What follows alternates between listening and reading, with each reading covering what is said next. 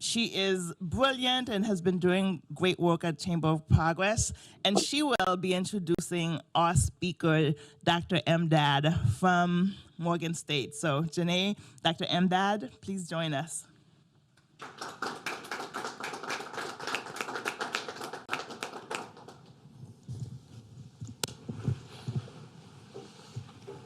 All right, can you all hear me? All right, well, today I am here sitting, thank you, Cleb, for that wonderful introduction. Today I'm here sitting with the Dr. Emdad from the Graves Business School at Morgan State University, and also the director of the National FinTech Center. I just wanted to start off with a quick bio for him so you all know who he is. He is currently the Associate Dean of the Earl G. Graves School of Business and Management at Morgan State University in Baltimore, Maryland. He oversees all daily operations in the Graves School and assists the dean in setting the vision and strategic priorities for the school. He is the founding director of the Center for the Study of Blockchain and Financial Technology, also known as the FinTech Center, where he manages a multi-year, multi-million-dollar grant received from Ripple in February 2019. Previously, he served as the founding chair of the Department of Information Science and Systems in the Graves School, where he holds the rank of full professor with tenure. Dr. Emdad provided leadership for the department's growth and addition of new programs, including the BS in Supply Chain Management, the MS in Project Management, the Post-Baccalaureate Certificate in Project Management, and the Information Systems track in the PhD program in Business Administration. Thank you so much for joining us today, Dr. Emdad. The work that you're doing as the Associate Dean is so important and very relevant to the conversation that we have going on today with the release of this current report. But could you start us off with a brief history of the center and how you've gained support from corporations and government throughout the years?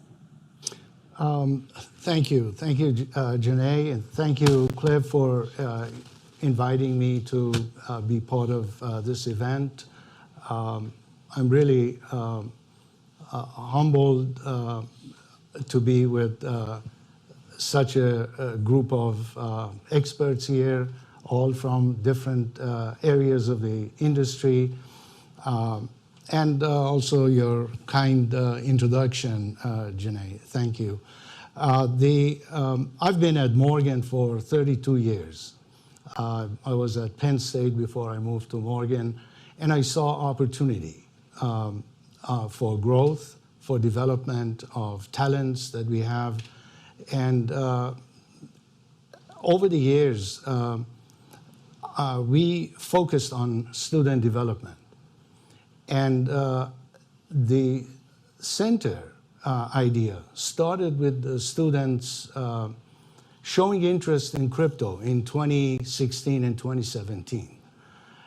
We decided to create a number of events to inform the students about the crypto market in general, blockchain, understanding of how they can set up wallets and how they can actually learn and create portfolio and how to apply, how to work in the blockchain industry.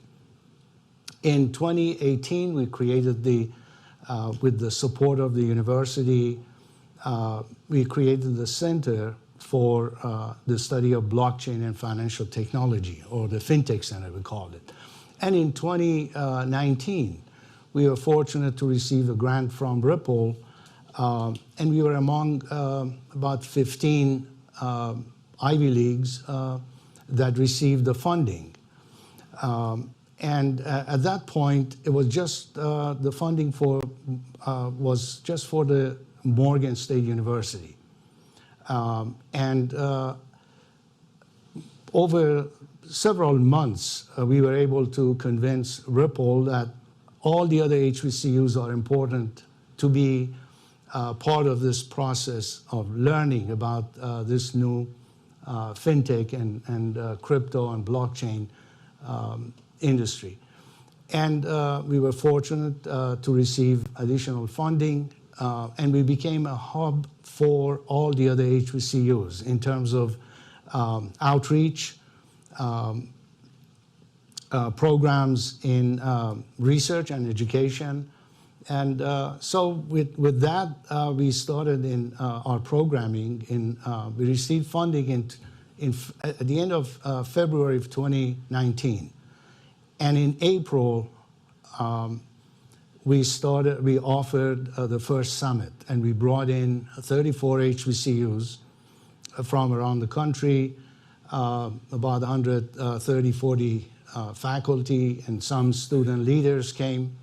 And that became the beginning of really a good network, a robust network of interested people in this space. And then unfortunately, the pandemic hit. You know the rest of the story. We had to go virtual, and our programming became virtual, and we offered, at least I remember, 16 different programs, webinars, workshops, with participation of sometimes 400, 500 people from different HBCUs. And we created a database of over 2,000 faculty and student leaders at over 60 different HBCUs. And we constantly are in touch with them, and they participate in our events. We became, in 2021, we became an associate member of Hyperledger Foundation. And with that, we have been really aggressively offering workshops and programming in the forefront of all of these innovations. For instance, NFT creation became one of the most popular development workshops that we had in association with a few industry leaders and Hyperledger.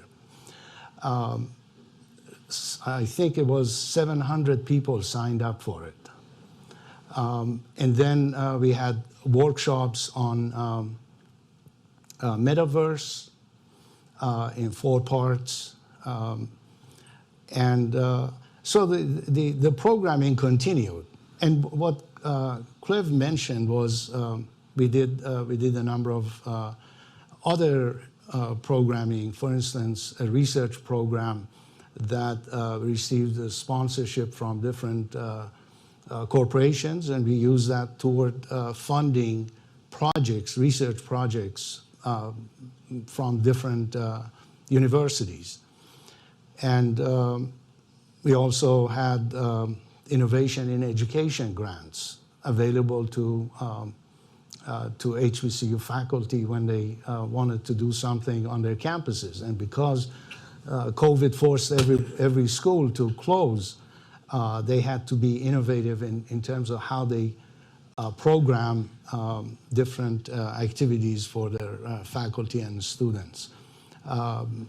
Certificate programs and working with IBM, for instance, in issuing certificate in blockchain and some of the other areas became some of the core deliverables for some of the HBCUs. So the programming continues. We have the major event of our program, which is the annual conference, and every year we have that, and I can talk a little bit later. Absolutely, absolutely. I think the work that you're doing with other HBCUs to uplift everyone is so impactful. And just thinking about the 2022 NBC News poll that was cited in the Blockchain Foundation report, it found that 40% of Black Americans said that they have traded or used crypto, compared to 42% of all people between the ages of 18 and 34. Now, I wanted to ask you, what is the impact of having this FinTech Center at a leading HBCU amongst students and other HBCUs across the country? I think the most important thing for us has been to inform a rapidly changing landscape, and the space is with new entrants, with different technologies that are coming up every day. It was important for us to put all of that in front of our students and faculty, not only at Morgan, but also at other HBCUs. And having that platform to create the structure to deliver all of this was important. And year after year, we hear from our sponsors that they were searching for an HBCU or some place to go to be able to reach the leaders of HBCUs in this space, and they couldn't find it. And then their research would lead to the National FinTech Center. And so they would come to us and they say, how can we help to have that impact that you're talking about? So for us, it became education as the most important activity and the centerpiece of our work. So we work with different organizations in developing curriculum. Really, the impact on faculty has been enormous as well, because we believe in training the trainers would make it possible for students to be in a classroom where the knowledge is the most recent and the most relevant to what is needed. In 2019, before the pandemic, we took 45 faculty from 30 HBCUs over 3 days in New Orleans in a workshop, and we brought in mentors from Duke and UC Berkeley, Michigan, and with two of us from Morgan. We had a training session over 3 days on how to incorporate blockchain understanding into existing courses. And in groups, collaboratively, the faculty developed their courses. When they left, they had the material ready to go on their campuses and teach. So the amplification of that impact was enormous. So our goal, again, is even if we do research, it has to trickle into the education piece that we engage in. No, thank you so much for that. And I know that what you had mentioned before about connecting students to the opportunities to learn, especially if they're not in STEM-based majors, your program where you have faculty where you show them how to integrate blockchain into their curriculum. I want to know why it's important for all students to understand blockchain technology and its use cases. Well, I think it's unavoidable to listen to the news, especially technology news, and not hear the word NFT. I mean, it goes up and down in terms of interest and in terms of coverage.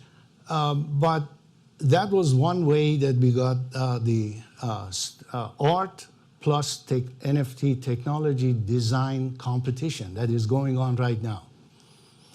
At Morgan, with the sponsorship of House of First, which is one of the Morgan grads, came forward with some funding. We're organizing the first art design digital piece that is going to be presented in 3 different categories. And at the end, an NFT is going to be created for each category, and it's going to be auctioned, and the proceeds are going to go toward the artist and toward the art plus technology projects. So it is important. We have faculty from social work. We have faculty from sociology, from various disciplines that are interested now in understanding the space, and it is important for us to make sure that it's not just computer science or entrepreneurship or business or finance that is involved in this. The use cases can be across the campus. Going back to the report that was just released by Blockchain Foundation, more than 75% of high school graduates will have no exposure to financial literacy education by the time they graduate in 2023. Thinking about digital assets and how nascent of an industry it is, how it's reaching across all generations, from grandparents to my nieces and nephews. Mally had mentioned before, it's not if students are introduced to digital assets, it's when. Thinking about that risk mitigation piece, what can we do to enhance younger people's knowledge on cryptocurrency and how to avoid scams, how to navigate this space? Again, education. This is part of what we can do at the university through our center. We've been able to bring in, although our focus is on fintech, but we also helped the university develop, as we were starting the center, the university in 2017 made it mandatory for all students. Now, Morgan is about 9,500 students right now. But back then, we had about 7,500, maybe close to 8,000.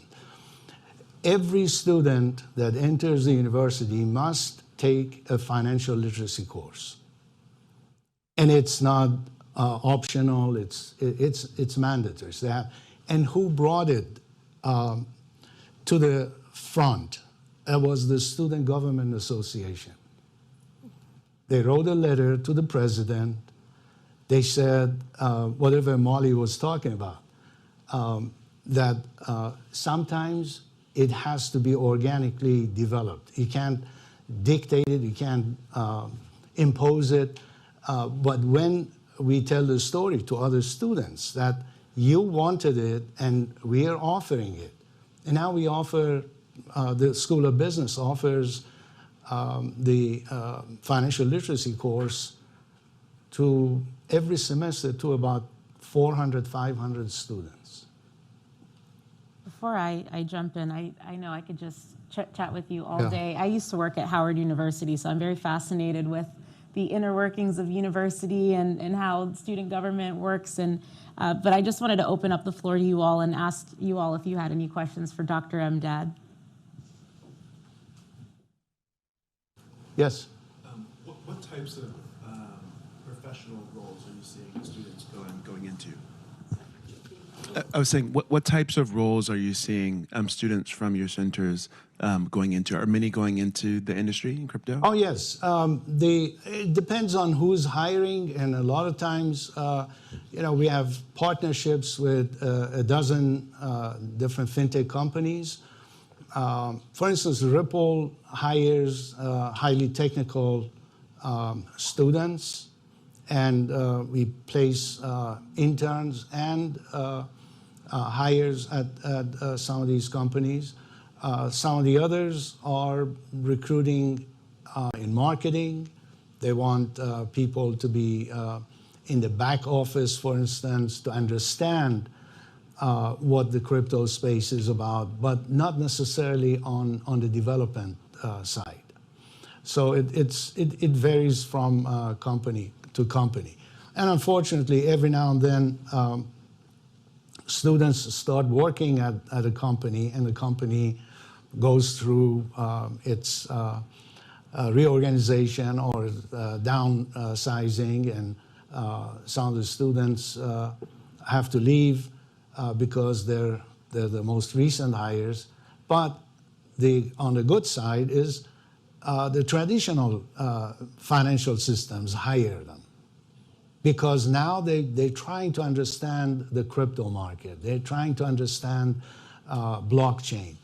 So it has a silver lining also. Oh, you had a question, yeah. Yes. And then you. Hi, I have two questions. One is in the conference that you mentioned, the 3-day conference with other universities that came in. What what type of classes did you see the professors and other folks there that were using blockchain knowledge to incorporate into their classes? And the second one is a question I think everybody in this space deals with to some degree or another. But how do you find, or how do you try to stay on top of everything that's pertinent to you, to the latest? Because teaching in any capacity that any of us are in, whether it's on the Hill or somewhere else, the educational piece is extremely important, but everything is changing so quickly. And so how do you try to stay on top of it, grad students or other folks doing research with you? And what resources are you using? Good question. I think one of the important things, again, was when we started the conference, we started with the faculty that we knew that were really active on different campuses. So we reached out to them and we invited them to join us in course development. And then we found out that from biology, agriculture, economics, finance, information systems, computer science, engineering. These are all the diversity of topics that the faculty were developing their curriculum, their courses. At Morgan, we have at least 7 courses that are that have modules, blockchain modules in them, and 2 dedicated courses. A third one is being developed right now. And on other campuses, other HBCUs, we have the same kind of interest. Some are working with their doctoral students. At the conference, we had comparison of XRP and another crypto. Was a research project that was really of interest to a lot of people. And there are other things that we do on a regular basis to bring into our conference. In terms of staying up to date, we fund the students. From the student perspective, we fund the students to take courses. Coursera, Udemy, some of these platforms. Anything that they're interested in, the National FinTech Center supports them. We pay for the registration. We encourage them. Many students have gone and received their certifications from Blockchain Council, for instance, and some of the others. We encourage them to take courses whenever they're free. From leaders in the industry. For instance, Chainalysis has been offering some courses, fundamental courses, that they make it available to our students. Yes, last question. Oh, okay. It's a 2-parter as well. So I'm curious to know, to what extent are you documenting or trying to lead the way of how to do this on a college campus? Because, I know I used to work for NASDAQ, and there were a lot of trading room developments, right? And certain institutions were early in that, and they would form a mentorship with other universities to help them understand how to do that. So to what extent, it sounds like you are doing that, but to what extent are you documenting that to help other universities and colleges expand to have these kinds of centers? And then the other is, are you also conducting research through your center, or are you looking at this more as a implementation center? We have, thank you for the question. We have documented, and we have helped other universities, whether they're HBCU or non-HBCU. And we've helped them in terms of understanding the process, the components, and what makes something more successful in terms of implementation and expectation, how to get the industry partners involved. And those are the kind of things a lot of campuses across the country are interested. The students are interested. So it depends on whether you find a champion on each campus that can lead the effort and be willing to accept sometimes failure, accept learning from failure and move on to the next phase and be more successful. So that's important. So that's, you know, it's an ongoing thing. We don't say we don't have any, you know, bias toward anyone, but we believe that the industry can support us if we reach out to other universities as well. I want to say this, our mission is so unique. When you look at all other universities, when they have centers, their focus is more or less limited to their campus. Whatever funding they have, it's for their own faculty, to improve research on their own campus. With the National FinTech Center is different. We have a network of 60 different HBCUs that we provide service to.